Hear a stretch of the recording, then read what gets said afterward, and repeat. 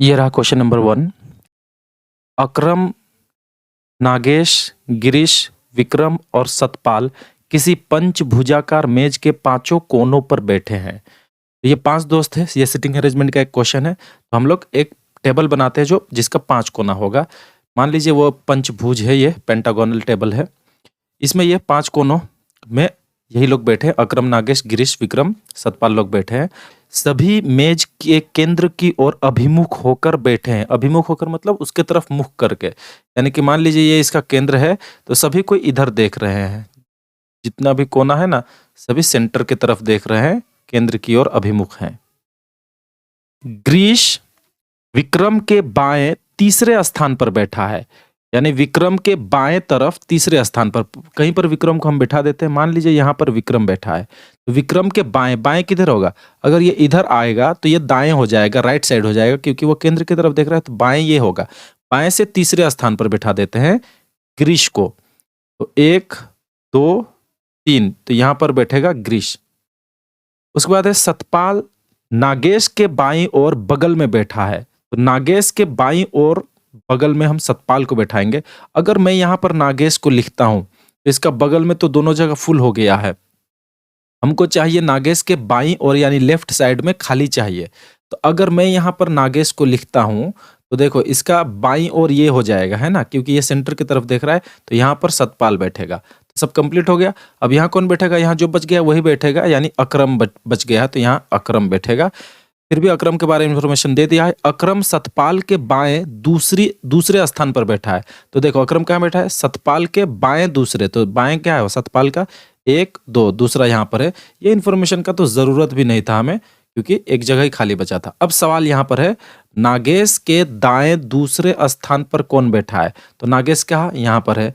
नागेश के दाएं बोल रहा है ना, दाएं यानी कि राइट साइड। तो राइट साइड में दूसरा स्थान, तो ये रहा पहला, ये रहा दूसरा, यानी अकरम बैठा। तो करेक्ट आंसर ऑप्शन 1 अकरम हो जाएगा। क्वेश्चन नंबर 2 में क्या कह रहा है?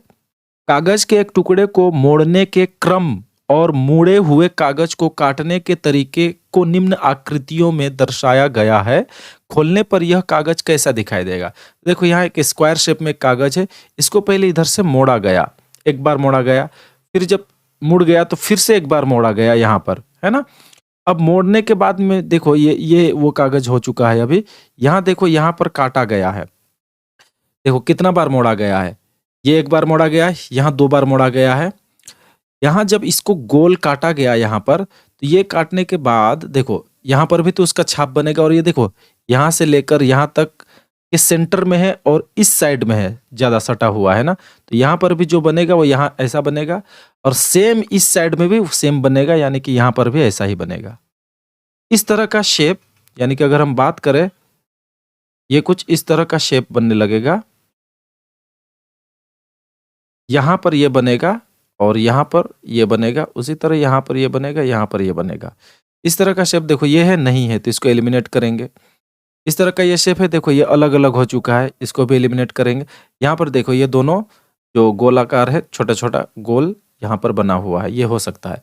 अब देखो यहाँ पर एक रेक्टेंगुलर शेप में ये बना हुआ है, ये यहाँ पर बना है, तो इसका मतलब ये यहाँ पर भी बनेगा, यहाँ पर भी ये बनेगा, और सेम प्रोसेस में यहाँ पर भी बनेगा और यहां पर भी बनेगा। ठीक, तो उस तरह का देखो कहां पर है, ये देखो ये तो बना है लेकिन ये ऊपर चला गया है ना। हमको चाहिए ये देखो सेंटर में। तो ऑप्शन 3 हमारा करेक्ट आंसर होगा, साफ दिखाई दे रहा है। नेक्स्ट क्वेश्चन, क्वेश्चन नंबर 3 में देखो इंग्लिश का एक वर्ड है स्वीट्स, उसको इंग्लिश का ही कोड में लिखा गया है, अल्फाबेटिकल कोड में। तो बोल रहा है कि उसी कोड में चॉइस वर्ड को किस तरह से लिखा जाएगा। इसके लिए आपको ABCD जानना पड़ेगा, जो कि आप लोग जानते हैं। तो हम लोग ABCD एक बार लिख लेते हैं ताकि परेशानी ना हो। तो इसमें हम लोग स्वीट्स का कोड भी डाल लेंगे अभी। तो SWEET और S भी लगा है स्वीट्स में। इसको क्या लिखा गया है? TZKOIN। तो देखो S से T तक आने में कहाँ तक, ये कहाँ है, ये रहा। S से T तक आने में सिर्फ एक घर जंप करना होगा। उसके बाद में W से Z आना है, तो कहाँ गया W? ये रहा। W से Z जाना है, 1 2 3, 3 घर जंप करना होगा। उसके बाद E से K तक आना है, ये रहा E, तो K तक जाना है। पढ़ते जाते हैं, 1 2 3 4 5 6, ये रहा K 6 नंबर में। है ना, तो यहाँ 6 हो जाएगा। उसके बाद ई से ओ जाना है, तो देखते हैं 1 2 3 4 5 6 7 8 9 10 घर तक जाना होगा, ये 10 घर। उसके बाद टी से आई उल्टा जाना पड़ेगा, तो ये रहा टी आई, देखते हैं 1 2 3 4 5 6 7 8 9 10 11 घर माइनस आना होगा, तो -11 लिख लेते हैं। और एस से एन फिर से उल्टा जाना है हम लोग को, तो एस कहाँ गया, ये रहा एस, एन तक जाना है 1 2 3 4 5 5, यहाँ पर -5, यानी कि ये हमारा कोड हुआ +1 +3 +6 +10 -11 -5। तो अब हम लोग चॉइस को कोड बनाते हैं, चॉइस के लिए CHOICE, ये रहा चॉइस। सबसे पहले +1 करेंगे, सी के बाद +1 करने से क्या आएगा, डी आएगा, फिर डी लिख दिए।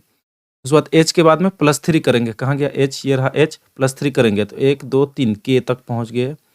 उसके बाद ओ से क्या करेंगे, तीसरा घर को क्या किया गया था, +6 किया गया था, तो ये रहा ओ से +6 गिनेंगे, 1 2 3 4 5 6, यू लिख दिए।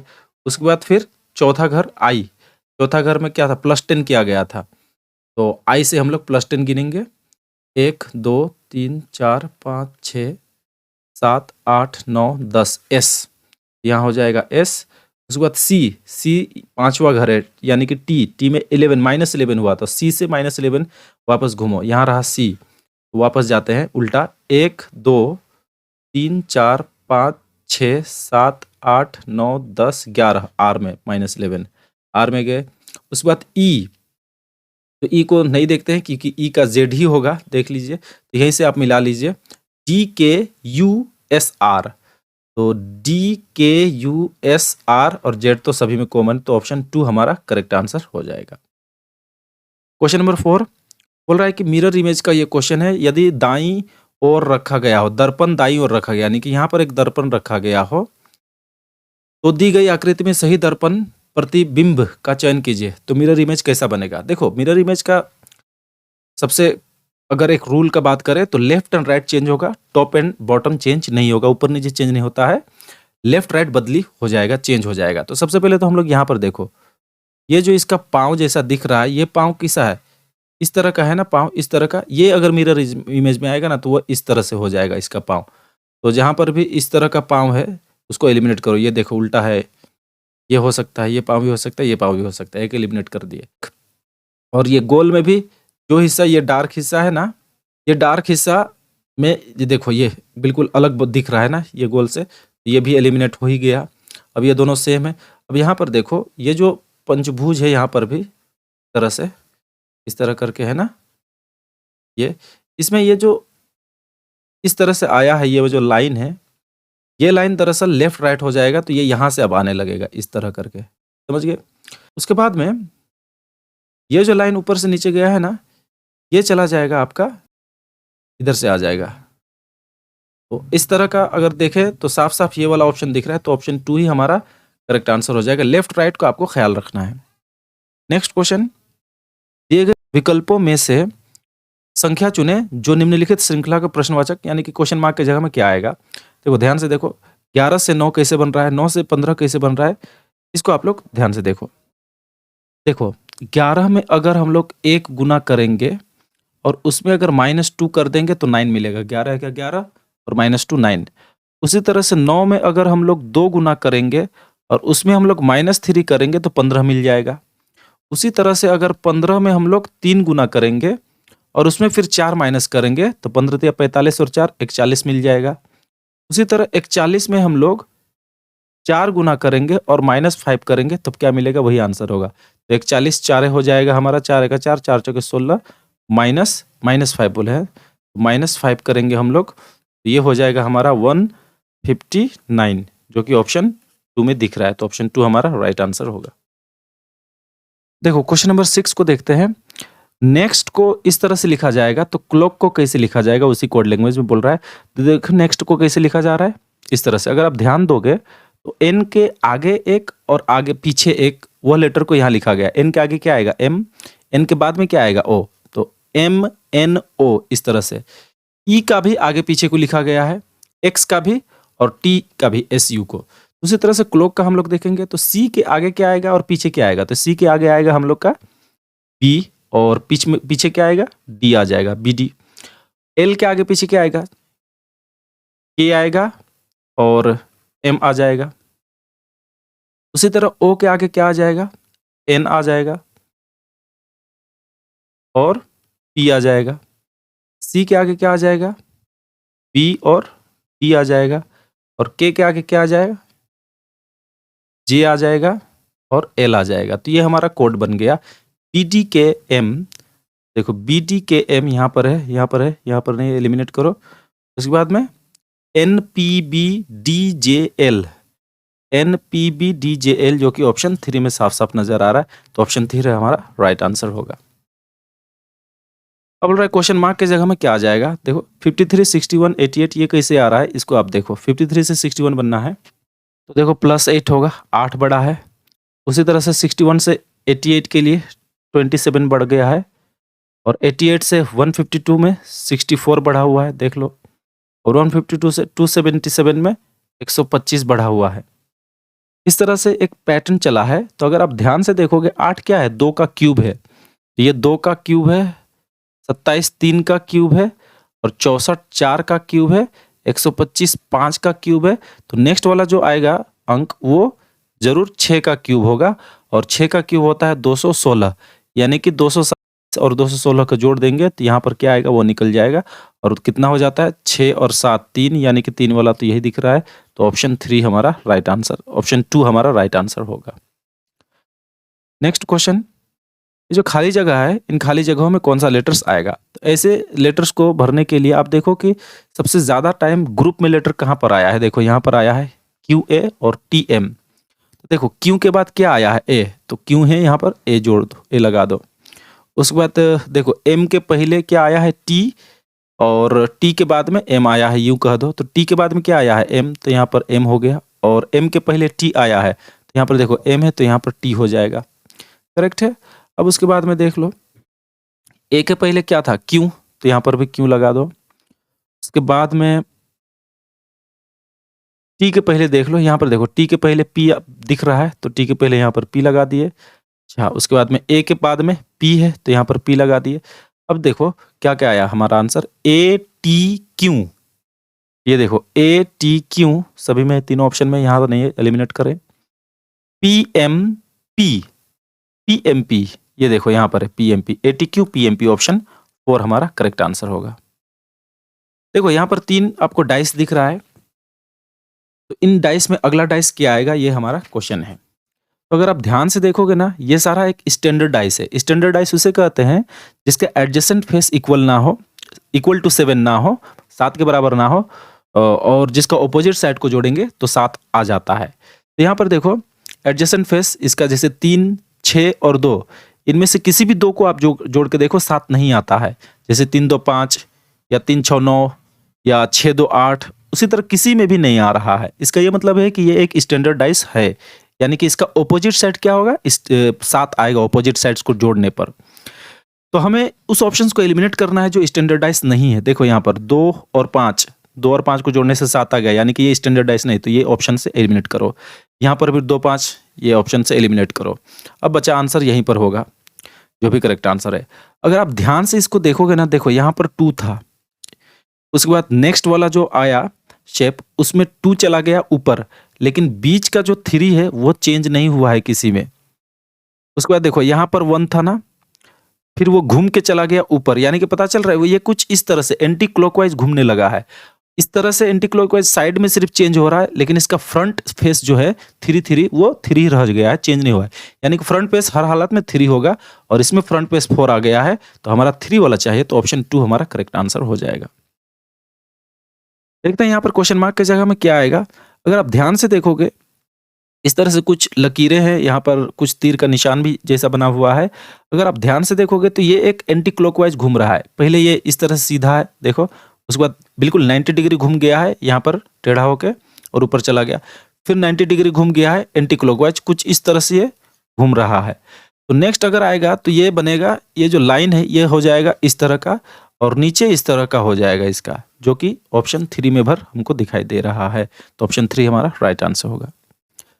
बोल रहा है कि यूरोप जिस तरह से संबंध है स्विट्जरलैंड से, उसी तरह से एशिया संबंध है किससे? तो देखो यूरोप क्या है? यूरोप एक कॉन्टिनेंट है, एक महाद्वीप है, महादेश है, और स्विट्जरलैंड उसके अंदर, यूरोप के अंदर आने वाला एक कंट्री का नाम है, देश है, राष्ट्र है।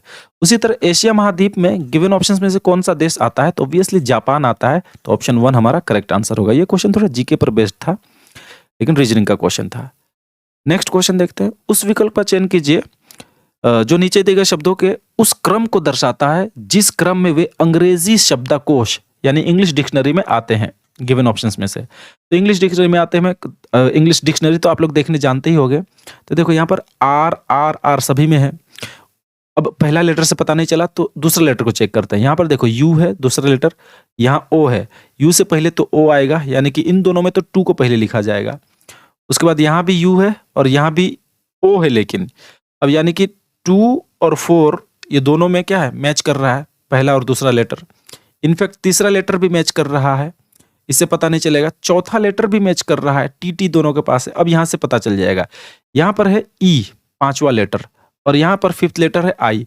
आई से पहले ई आता है, इसलिए सबसे पहला लेटर हमारा बनेगा 2, जो कि ये ऑप्शन में है। तो एलिमिनेट करो इस ऑप्शन को, यहाँ पर तो 4 आ गया है। उसके बाद देखते हैं, 2 तो पक्का पहले में आएगा। अब 2 के बाद किसका घर आना चाहिए? 2 के बाद ऑब्वियसली 4 का घर आना चाहिए, है ना। तो इसलिए ये ऑप्शन को भी आप एलिमिनेट ही कर दो, इन दोनों को। तो उसके बाद देखते हैं, पहला घर और दूसरा घर तो हमको मिल गया, 2 और 4 वाला वर्ड आएगा।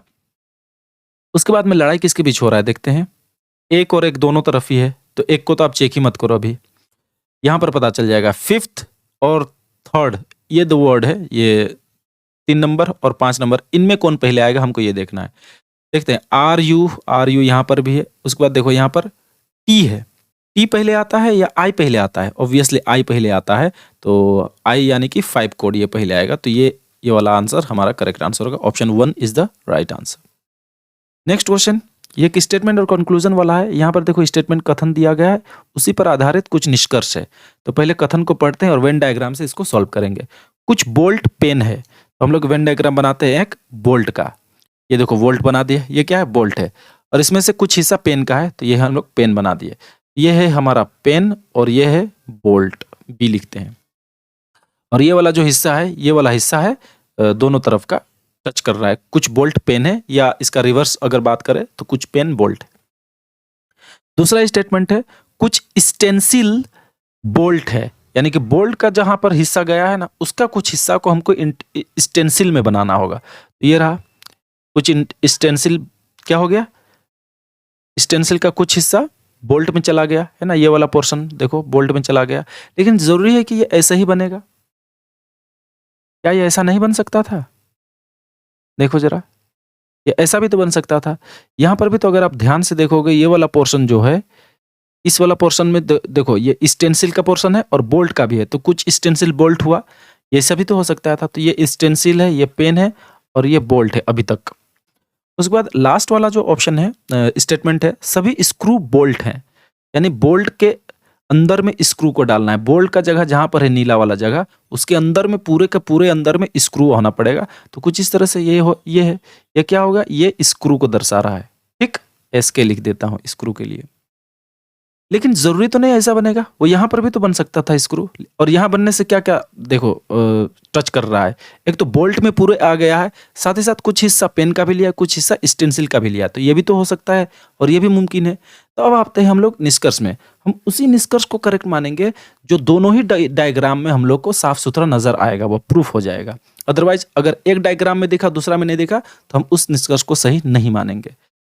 देखो निष्कर्ष 1 क्या कह रहा है, कोई स्क्रू स्टेंसिल नहीं है। देखो ये रहा स्क्रू, है ना, ये डार्क ब्लू वाला, ये स्क्रू स्टेंसिल से कहीं भी टच नहीं है। हाँ देखो यहाँ से स्टेंसिल से तो कहीं भी टच नहीं है।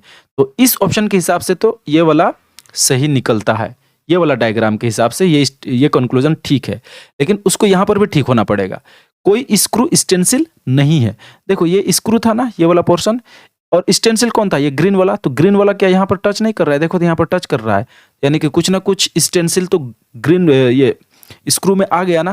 तो ये स्टेटमेंट तो गलत है ये वाला हिसाब से। तो एक में सही एक में गलत, इसलिए हम लोग इस पूरे को गलत मानेंगे। दोनों तरफ सही होना पड़ेगा, तब हम उसको सही मानेंगे। अब देखते हैं दूसरा कंक्लूजन, कुछ पेन स्टेंसिल है। पेन कहाँ गया? ये रहा पेन, रेड वाला पेन है। स्टेंसिल कहाँ है? यहाँ पर है।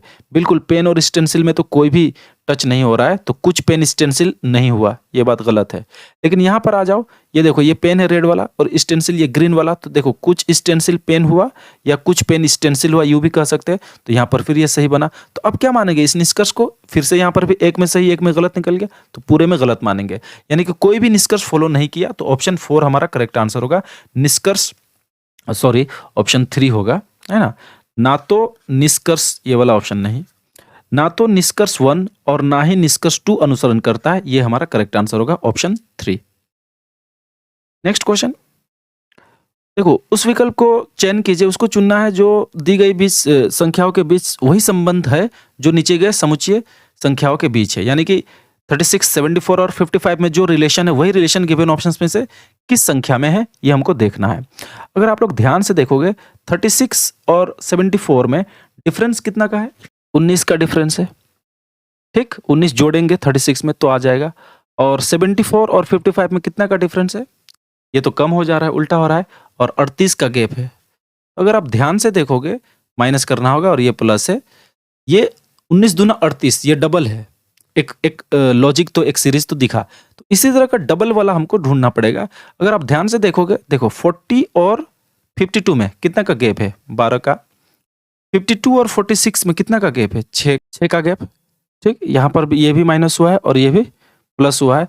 एक तरह से ये उल्टा हो जा रहा है, 6 दूना 12 इस तरह से आ जा रहा है, और यहाँ 19 दूना 38 इस तरह से आ रहा है। बाकी में भी हम लोग देखते हैं, बाकी भी अगर हम लोग देखेंगे तो इस तरह का डबल वाला कोई भी लॉजिक नहीं मिल रहा है, इसलिए हमारा करेक्ट आंसर ऑप्शन 2 ही निकलेगा। नेक्स्ट क्वेश्चन देखो, क्वेश्चन क्या कर रहा है कि एफ अक्षर किस वर्ग को निरूपित करता है। तो देखो एक बार डायरेक्शन को पढ़ लेते हैं। निम्न चित्र में षड्भुज, यानी कि जिसका 6 कोना होता है उसको षड्भुज कहते हैं, हेक्सागोन, लड़कों को निरूपित करता है। यानी कि जो षड्भुज है, ये वाला जो शेप है, ये वाला जो शेप है यहाँ पर, ये लड़कों को दिखा रहा है, तो ये बॉयज को दिखा रहा है। ठीक है, बॉयज में कौन कौन आ जाएगा देखते हैं। BDEF ये आएगा बॉयज में, BDEF ये बॉयज है। उसके बाद में बोल रहा है कि आयत जो है, आयत यानी कि ये वाला पोर्शन है ना, इस तरह से जो दिख रहा है, ये पोर्शन आयत का है, रेक्टेंगल जिसको बोलते हैं। खिलाड़ियों को दर्शा रहा है, तो कौन कौन खिलाड़ी है? खिलाड़ी यानी कि प्लेयर हम लोग लिख लेते हैं। तो कौन कौन है प्लेयर? ADBC, ADB और C, ये हुआ, ये C है। हाँ, उसके बाद में त्रिभुज जो है, ये त्रिभुज जो कि यहाँ पर दिख रहा है, ये त्रिभुज किसको दिखा रहा है? संगीतकार को, यानी कि सिंगर लोग को दिखा रहा है। तो हम लोग S लिख लेते हैं। कौन कौन सिंगर है त्रिभुज के अंदर? कौन कौन आया? CBFG, CBFG, ये हो गया। अब हमसे सवाल पूछ रहा है F जो है ना, वो किस किस वर्ग में आ रहा है। तो F कहाँ पर है? ये देखो F क्या हुआ? षड्भुज में आ रहा है। षड्भुज यानी कि बॉयज है। F क्या हुआ? F बॉयज है, लड़का है। उसके बाद F और कहाँ आ रहा है? यहाँ पर देखो F है। क्या है? F संगीतकार भी है, यानी कि सिंगर भी है ना। यानी कि F बॉयज भी है और सिंगर भी है, लेकिन F क्या है? प्लेयर नहीं है, क्योंकि यहाँ पर देखो F नहीं आया है। तो हमको वो ऑप्शन चुनना है जिसमें बॉयज और सिंगर बोला है लेकिन प्लेयर नहीं बोला है। तब हम लोग ऑप्शन में आते हैं F के बारे में। F के बारे में सारा स्टेटमेंट है। F क्या है? संगीतकार जो लड़के और खिलाड़ी दोनों है। नहीं, खिलाड़ी तो नहीं था, है ना, प्लेयर में नहीं मिला था, तो ये ऑप्शन को एलिमिनेट करें। F के बारे में है फिर से, लड़के जो खिलाड़ी हैं लेकिन संगीतकार नहीं है। देखो खिलाड़ी है बोल रहा है और वो खिलाड़ी नहीं था, है ना, तो ये ऑप्शन को भी एलिमिनेट करते हैं। लड़के जो संगीतकार है लेकिन खिलाड़ी नहीं है, हाँ ये ऑप्शन ठीक है, ऑप्शन 3। बॉयज का कैटेगरी में F आएगा, सिंगर का कैटेगरी में आएगा, लेकिन प्लेयर का कैटेगरी में नहीं आएगा, खिलाड़ी नहीं है, तो ऑप्शन 3 हमारा राइट आंसर होगा। नेक्स्ट क्वेश्चन क्या कह रहा है कि किसी दो गणितीय चिन्हों को आपस में बदल दो ताकि ये जो है ना, ये समीकरण सिद्ध हो जाए, सही साबित हो जाए। तो अगर आप ध्यान से देखोगे ना, तो इसमें जो प्लस वाला है, इस प्लस के जगह अगर हम लोग माइनस लिखेंगे और ये जो माइनस है इसके जगह अगर हम प्लस लिखेंगे तो हमारा ये जो समीकरण है -90 हो जाता है। करके देखते हैं। हाँ, 13 -18 लिख देते हैं इस बार प्लस के जगह, -6 और गुना 6 हुआ। उसके बाद -30 की जगह हम +30 करेंगे, भाग 6 करेंगे। इसको सॉल्व करके देखते हैं। तो देखते हैं हम लोग सॉल्व करके। सबसे पहले हम लोग को भाग का काम करना चाहिए, उसके बाद गुणा का काम करना चाहिए। तो 13 और 18 छक हो जाएगा हमारा 108 और 30 को भाग देंगे तो यहाँ 5 हो गया। उसके बाद में 13 घटाओ 108 में 5 घटाएंगे तो 103 और 103 में 13 घटाएंगे तो -90 जो कि यही था आ गया। तो हमने क्या किया था, माइनस और प्लस को आपस में बदला था, है ना, जो कि ऑप्शन 2 में दिख रहा है। तो ऑप्शन 2 हमारा करेक्ट आंसर हो जाएगा। नेक्स्ट क्वेश्चन ब्लड रिलेशन वाला सवाल है। यदि n m की पत्नी है तो यहाँ पर लिख लेते हैं हम लोग n कौन है, m की पत्नी, ये है m मान लो। तो m की पत्नी है यानी कि ये मेल है, मेल के लिए हम लोग प्लस साइन व्यवहार करेंगे और n क्या है, पत्नी है, तो ये माइनस व्यवहार करते हैं। a r की बहन है। अब a और r में तो हमको पता नहीं चल रहा है कौन है क्या, यहाँ पर अभी a r का जिक्र नहीं हुआ, तो हम उस इन्फॉर्मेशन को देखेंगे जहाँ पर n या m का जिक्र है। यहाँ पर देखो s n की माँ है, s कौन है, n की माँ है यानी कि माँ है, तो m का क्या हुआ, ये सासू माँ हुआ है ना, n का अपना माँ। उसके बाद k m का भाई है, m का भाई है एक k नाम का, और ये भी मेल है क्योंकि भाई बोला है। अब देखो r n का बेटा है, r कौन है, n का बेटा, यानी कि m का भी बेटा हुआ क्योंकि n और m क्या है, पति पत्नी है ना ये दोनों। उसके बाद क्या बोल रहा है, हाँ इंफॉर्मेशन तो यहाँ पर खत्म हुआ। अब यहाँ पर r का बारे में आ गया जो तभी हम लोग छोड़े थे। a r की बहन है, यानी कि ये जो a है ना ये r की बहन है, यानी कि n का बेटी है या m का बेटी है, a ये कह सकते हैं। अब सवाल क्या है, k a का a से क्या संबंध है, यानी a और k में कैसा रिलेशन है। तो a कौन है, m का बेटी है, और k कौन है, m का भाई है, यानी कि k क्या लगेगा, अंकल लगेगा, चाचा लगेगा। तो ऑप्शन 1 हमारा करेक्ट आंसर होगा। नेक्स्ट क्वेश्चन देखते हैं। उस विकल्प का चयन कीजिए जो तीसरी संख्या से उसी प्रकार संबंधित है जिस प्रकार दूसरी संख्या पहली संख्या से और छठी संख्या पांचवी संख्या से संबंधित है। यानी कि 13 में और 163 में जो रिलेशन है वैसा ही रिलेशन 9 और 75 में भी है। तो सेम टाइप का रिलेशन हमको 11 और ये जो क्वेश्चन मार्क है इस वाले नंबर पर निकालना है। तो पहले देखते हैं 13 और 163 में कैसा संबंध है। 13 है ना, अगर आप ध्यान देखोगे 13 का स्क्वायर होता है 169। 169 में इस 163 को अगर हम लोग माइनस कर देते हैं तो हम पाते हैं 6। सेम टाइप का प्रोसेस हम लोग यहाँ भी कर सकते हैं। 9 का स्क्वायर हो जाता है 81। 81 में अगर हम लोग माइनस कर देते हैं 75 ये वाला तो हम पाते हैं 6। तो हर केस में देखो 6 मिल रहा है। उसी तरह से ये है मेन संख्या 11। 11 का स्क्वायर होता है 121 121। 121 में हम कितना माइनस करेंगे कि यहाँ 6 हो जाएगा, कितना माइनस करेंगे, तो इसलिए 121 में आप 6 माइनस करके खुद ही देख लो ना, 115 होगा। तो हमारा करेक्ट आंसर होगा 115। Option 1 is the right answer. अब देखो बोल रहा है कि ये जो 4 ऑप्शन दिया गया उसमें से ये वाला आकृति किस में नजर आ रहा है। अगर आप ध्यान से देखोगे तो यहाँ देखो ये जो इस तरह से गया है यही चीज तो है ये। तो ऑप्शन 4 हमारा करेक्ट आंसर होगा। बस विजुअल आपका तगड़ा होना पड़ेगा, देख दृश्य। नेक्स्ट क्वेश्चन, ये एक अरिथमेटिक का क्वेश्चन है। कभी कभी रीजनिंग में अंकगणित के एक आध सवाल डाल देते हैं, जैसे एज वाला प्रॉब्लम, पिता पुत्र का वर्तमान उम्र, इस टाइप का प्रॉब्लम को डाल देता है जो कि अरिथमेटिक का क्वेश्चन है। रेशियो का क्वेश्चन को डालता है। उसी तरह ये प्रॉफिट एंड लॉस का क्वेश्चन है। क्वेश्चन क्या कर रहा है, सी ने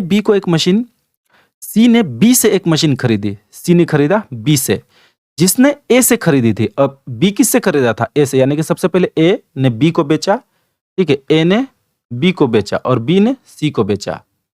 अब सी कितना दाम दिया है, इतना दाम दिया है 9360, इतना में सी खरीदा है। किससे खरीदा है, बी से खरीदा है। यानी कि एक तरह से हम कह सकते हैं ये जो दाम है ये एक्चुअली में बी का एसपी है, यानी कि बी का सेलिंग प्राइस है ये। बिल्कुल सही। तो पूछ क्या रहा है हमसे, इस बिक्री पर ए और बी को इतना प्रतिशत लाभ हुआ है। ए को लाभ हुआ है 30%, बी को लाभ हुआ है 20%। तो वो पूछ क्या रहा है, ए ने मशीन को किस मूल्य पर बेचा। तो ए ने किस मूल्य पर बेचा बोल रहा है, ए ने किस मूल्य पर खरीदा बोलने से इस इंफॉर्मेशन का जरूरत पड़ता। अब तो ये 30% का उतना जरूरत भी नहीं है। तो हम कह सकते हैं अगर ये बी का सेलिंग प्राइस है और बी 20% का लाभ कमाया है तो बी कितना में खरीदा था, बी का हम लोग सीपी निकाल सकते हैं। क्यों बी का सीपी निकालने जा रहे हैं, क्योंकि बी का जो सीपी होगा ना, बी का कॉस्ट प्राइस होगा, बी जितना में भी खरीदा है एक्चुअल में उतना ही दाम में तो ए बेचा है, यानी कि ए का सेलिंग प्राइस निकल जाएगा। इसीलिए हम ये काम कर रहे हैं। हमसे पूछ भी रहा है ए का मूल्य किस मूल्य पर बेचा था, एसपी ही मांग रहा है। तो बी का कॉस्ट प्राइस हम निकालते हैं, 3 6 ये हुआ, और बी का कॉस्ट प्राइस निकाल रहे हैं तो बी 20% लाभ कमाया है। अगर ये लाभ कमाया है तो कॉस्ट प्राइस तो इससे कम ही रहा होगा, तो हम 100 डिवाइडेड बाई 120 करेंगे। 0 0 यहाँ से खत्म हो गया। 12 से अगर हम लोग इसको काट